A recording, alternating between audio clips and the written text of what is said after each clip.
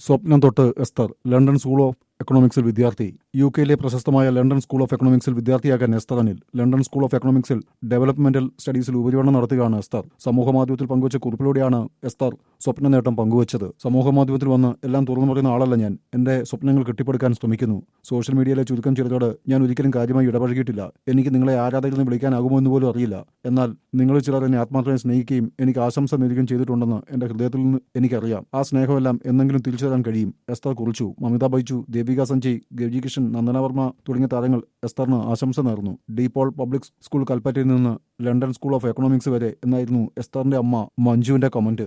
എനിക്ക് ആശംസ നേരുകയും ചെയ്തിട്ടുണ്ടെന്ന് എന്റെ ഹൃദയത്തിൽ നിന്ന് എനിക്കറിയാം. ആ സ്നേഹമെല്ലാം എന്തെങ്കിലും തിരിച്ചു തരാൻ കഴിയും, എസ്തർ കുറിച്ചു. മമിത ബൈജു, ദേവിക സഞ്ജയ്, ഗൗജി കിഷൻ, നന്ദന വർമ്മ തുടങ്ങിയ താരങ്ങൾ എസ്തറിന് ആശംസ നേർന്നു. ഡീപോൾ പബ്ലിക് സ്കൂൾ കൽപ്പറ്റയിൽ നിന്ന് ലണ്ടൻ സ്കൂൾ ഓഫ് എക്കണോമിക്സ് വരെ എന്നായിരുന്നു എസ്തറിന്റെ അമ്മ മഞ്ജുവിന്റെ കമന്റ്.